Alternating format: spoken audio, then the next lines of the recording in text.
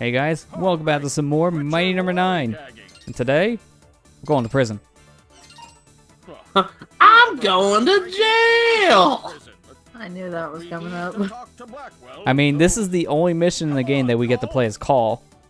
So, if your mind is in the gutter, you are literally going to jail.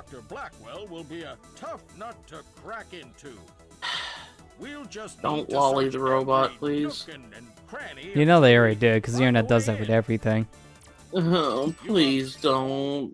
I don't want to know. He's just an innocent little robot. With the most monotone voice possible. I know it's kind of the point, but it kind of bugs me a little bit. She's extremely monotone, like I don't want to be here tone. We'll need key cards to access the maximum security. He's probably cursing her existence in this godforsaken game. Yeah, pretty much. Escape.exe is not working. I know Marley likes this game, and I don't blame him. That's not a bad game. I enjoy it too, but if I replay it nowadays, I'm always skipping the story though, because my least favorite part about this game is the story. It's just a mess. That's sad. Usually you look forward to the story of a game. Yeah, but this is one of those cases where it's the classic style Mega Man story, but the substance to me doesn't really work. I mean, there are some clever jokes here, like this one. This one's probably one of my favorite jokes in the game, but it's such a minor thing. Plug in to recharge your shield energy. Oh, it's a patch. Well, it's not just that, but it's what Call says in just a moment here. Charging complete. I didn't hear it. I had it on mute. Now this. Why was I equipped with an energy shield? Well, it's, just, you never know. No. You never know, you know? Hey, Kay, Great advice. I didn't do it. So moments like that I enjoy, but they're kind of far and few between, unfortunately. Man, I'm talking about how grating some of the voice acting is in this game. I know it's not on Mega Man 8 car. Trust me. Mega Man 8's voice acting is pretty awful. Yeah. But Okay, let's just skip the giant robot. We'll deal with those later. You're supposed to, though. I gotta play Metal Gear. I can't get caught. Except you did get caught a couple times. Yeah, this was Metal Gear. This would be a lot more punishing. You're telling me. I mean, as a giant robot, I'm pretty sure that would decapitate us. Okay. Now you gotta go hide and wait until the evasion status goes away. And then you can go. Did he just say Great Caesar's ghost? Yep, he says stupid stuff like that all the time. And What it makes the no heck? sense. That's almost as great as that grading as Great Googly Moogly. Yep, because he says that too. He does? Yeah, They just put references in left and right, don't they? pretty much. Now, the worst part about Cole is she's a lot weaker than Beck, and she can't absorb anything. So her little pea shooter arrow here it's not that good. But that's the point, because she's weaker. So you're meant, for the most part, to avoid enemy conflict. But moments like this, you're kind of forced to fight, so you have to deal with the very slow firing rate. And then the fact that your bullets do half the damage they normally can. Doink. Got your eye. That's how you have to kill those things, too. So it's very funny. Interesting. What is it, Call? I often detect an aversion to combat in Beck's vocal patterns, while I have no such reluctance. Yeah, translation, I'm not supposed to fight. Why would That's about it. Professor White include hesitation in his design? It's illogical. Illogical, just like everything in this game. Yeah. Why did this everything exist in this game? No, it's just illogical. So Avi's just talking about our boss fight here in the stage, which is probably the most annoying boss in the entire game. Did that boss just make a play on words for Call of Duty? I wouldn't be surprised. It's not only Beck. Because he said something about Professor White's designs duty have such of call contradictions. or something like that. I mean, our character's name is Call, so they're trying to be very subtle with this. They're just making a reference to everything at this point. Pretty much. Now, coming up is probably the worst part about this stage, but at this point you really need to use your shield. That's the one thing that she has over Beck, the shield, and it's really helpful. Makes me wish Beck had that. But she also has a, stages, right? wait, what was that? You can only play as Call in a couple stages, right? Yeah, it's only this stage. Really? Yeah, that's it. Oh. But right there, that's the only real use for her hover pack. And it's helpful, but when you have to deal with instant death spikes and enemies shooting you with projectiles, it's not fun. Yeah. I would say so. Just instant death anything is not fun. I mean, that final section of the spike area is very narrow, so that does not help. I see what you did there. Yeah, see what you the did K9. You remember Avi's advice? Affirmative, Doctor. So this boss fight is just basically luck, the game. You have to take out its eye, which does damage, but you have to wait a bit. It's going to try to attack you, and then it's going to drop down a crate, which will either have an enemy, which if it eats it, it gets an eye back, or it could be an explosive. So it's random.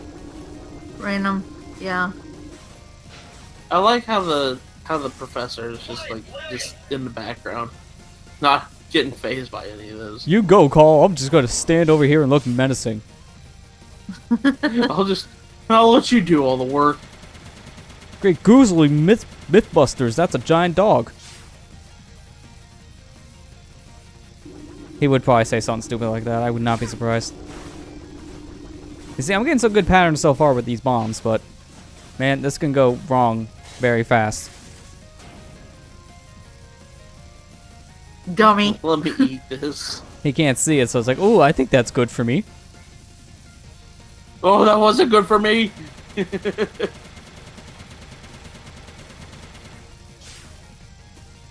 Yeah, he's really not that menacing when you realize you can just duck in front of his feet and nothing hurts you. Oh, there's the bad luck. So this enemy is the only thing that he can interact with now, and it's going to give him back his eye. So that's what I mean by the luck. You can get one of those two objects, and it just kind of wastes time if you get the enemy. Because his eye doesn't really stand much of a chance to your gun. It takes a couple hits and it's destroyed. This is all the boss fight is. Seems like it's mostly just a waiting game at this point. It kind of is, yeah. I mean, Sandra's actually probably the more interesting thing to watch right now. Oh, I better just stay over here. It's quite dangerous over there.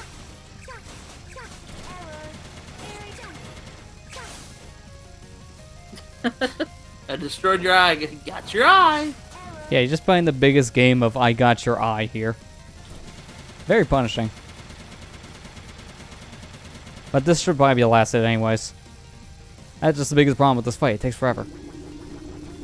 And this, I think, is one of my faster times trying to beat it, too, because normally when I play this game, I rarely get bombs. I usually get these searchlight enemies, which give it its eye. I hate that. My luck sucks. This was adequate luck. There, now he's permanently blind. Because he's dead. Because he's dead. It's looking like he was supposed to have a proper dying animation, but they just kind of opted out of that and just made him freeze. And then Sandra's like, yeah! They ran out of money. They ran out of Kickstarter money. How much money do you need? You have $4 million. Next stretch goal. Finish the animation of K9's eye death explosion. Another million. Another million. No, but seriously, I mean, I know games are expensive to do, but, like, really? Is this all that they can man? Look what Sonic did with Ukulele. They got less money, and look how much. Yeah, I mean, that game looks and plays a lot better than this. Yeah, it's just like, okay, yeah, about that. Hell, Hat in Time has similar graphics to this and started around the same time of development. And that game looks and plays way better than this. Yeah, Hat in Time, there's Shovel Knight, there's all these other great indie games. It was just like... Yeah.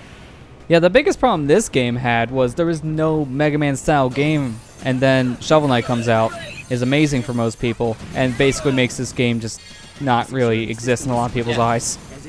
I mean, I don't think this game is like the worst thing in the world, but Shovel Knight's just a better Mega Man game. Yeah. And it has a lot of replay value too with 4 characters. Yeah, and it had, not only was it like Mega Man, it was like a lot of other classic NES games. It was just a hodgepodge of any great NES game. Yeah. I will eventually be going over that on the channel pretty soon, because I was thinking about recording it too. But I know you and me were thinking about alternating between. Yeah, we'll probably just like play the game for like different characters. One of us will play one character, someone else will play another one. Yeah, that's what I was thinking. And then we'll have to figure out each version because that game's available on literally everything. Yeah. I just love how whenever I've been doing the streams on my own for that game, I've been able to basically play every single version of the game at this rate. You're not gonna play the 3DS version, though. No, but it's a Nintendo version. That's how I count it. Oh, okay. So I play a Nintendo version, which has some of the extra content. I played the PC version, which at this point has all the Xbox content as well. So when King's Knight is out, I'm just gonna be playing on PS4. There you go. Now we come full circle. We played it on everything. Well, that is one of your favorite games, though. It's one of my favorite indies, that's for sure. It's really good. I mean, nothing beat Freedom Planet. Well, maybe Freedom Planet 2. When speaking of that, when is that supposed to It's come out? supposed to be sometime this year from what they said, but there hasn't been too much news about Freedom Planet 2. They've been kind of keeping it on the hush-hush until they have major updates to share. I mean, there's just a lot of good indie games. And there's... Yeah, Shovel Knight. I like Ukulele. I know a lot of it, but I like it. The Freedom Planet, the Shantae series is really great. Oh, hey! It's been a while since we've seen you. Yeah, so if you haven't figured it out by now, this stage is basically just the hard challenge here for all your powers. The final big challenge for your multiple abilities here and your friends. Because this is the last stage you're going to see all of the Robot Master friends here. But they all help you out, so that's good. I'm actually kind of excited for Bloodstained to come out this year, too. Yeah, that's right. It's Bloodstained supposed to be 2018. coming out this year. I hope it's good. I hope it is, too. I mean, from what we've seen so far and all the playable demos, it's been really good. I had the E3 demo from 2000. Not last year. I think it was 2016. Yeah, I think it was 2016's E3, but it was just a playable demo. That was like really one of the alpha builds. Yeah. And it was good. I liked it. I had fun playing it when I played of it, so I have high hopes for it. Well, you made me interested in it the other night. Oh, because David Hayter's in the game? Yeah. Yeah, okay. I was like, wait, what? Yeah, he's not I thought he was the villain of the game, but he's not. He's another support. I have to look past it. I've never seen its like before. Has the factory started making its own designs? Beck, you must disable the computer core. There. Choo choo, motherfucker! Many of these. All aboard the Smash Hype train. I'm it. Yeah. Nameless? Nameless. No, you're just a train. Yeah, pretty much. What, they run out of money to make names up too or something? Yeah, they ran out of money. Next stretch goal. Name something. Another million. You know, what the heck? I don't know if that's YouTube doing it or not, but it just randomly turned to 60 frames now. Okay, that's probably Did you YouTube. do that? That's probably YouTube because their auto setting just always fluctuates and it's really annoying. Also, we killed Mom. I'm sorry, Mom. You had to die. You killed your mom. Gosh, how could you, Lester? I mean, Mom was making everyone go berserk. Gotta take out Mom. And look, they had another one of those giant trains in the background ready to go anyways. So it doesn't matter if you kill one, it's just gonna bring another. That's why we had to kill Mom. We didn't want another train. One Smash Train hype is enough. Smash Train hype goes straight into the sun. Yeah, and your conductor is Sakurai. Sakurai, Kimishima's in the the secondary conductor. They're just flying off in space, landing straight in the sun. Yep. Hello, Dr. Blackwell. Well, no, not in the sun. It's got to be Rainbow Road. One of those Sanders. Miyamoto's on top of the chimney staff with his fistful of cash riding straight into the sun. And all the helpers on board the train are just all the Mii fighters. All in different costumes. Because we got to use those Mii costumes somehow. Graham, from Cherry Dynamics? What do you mean? I know there's some people that still are so upset that they didn't. Some of those characters didn't end up being characters in the game. Yeah, I mean, I know the biggest one everyone was super upset about was King K. Rool. Yeah, King K. Rool became costume, and everyone's like, no! It's like, oh, they're gonna announce it for the game. They did, and then he was a costume. Everyone went mad. Oh, another one that was mad, that made people mad, was Gino. Yeah. From Mario RPG. I mean, I'm just surprised they did that in general, because I didn't even think Nintendo would have the rights to Gino. But apparently they were able to work it out enough for a costume. That's a good thing, though, because that shows I can do more in the future, I thought. That's true. And not just the programming. She can incorporate. Hey, wasn't that game like Mario RPG on the SNES Classic? I think so. I'd have to go look again. Dramatic close-up. Yeah, the faces. Man, they need some work. That one especially. $4 million for this. Also, this is my favorite line right here. Peas and carrots. Oh, peas and carrots. What does that have to do with anything? I'm just hungry. So, Mr. Graham, it was you who activated Trinity. It's like Dr. Sandra is that one guy who, when they hear that on YouTube now, if you swear, you have your ad revenue taken away, so with all the swear words, just puts food in the middle because it sounds better, right? Always money. That's where the $4 million went. Look at his hair at the Yeah, front. went into his shampoo. I'm sorry, but the budget had to go somewhere, and my hair demands it. I blame the shareholders. I blame corporate society. I blame my parents. I blame my parents. He's that guy who wants to blame literally everyone else for his problems. But she was an education. But himself? Yeah, pretty much. I'll blame literally everything and everyone that's not me. Beck is our only hope. No, he even blamed himself. Wait. No, he blamed his parents, that's close enough. It's my fault and everybody else's fault. That ridiculous hairdo, but you're Bill Blackwell. No, my name is William White. I'm not Bill Blackwell. And I haven't been for a long time. You know, that would probably hit harder if I actually knew you had a relationship before the 4-hour mark. You know, I just now noticed his hair literally looks like a gear from Yeah. the side. It does. Just don't put him in the gear shifts. That might be a problem. Not real gear. Just hair.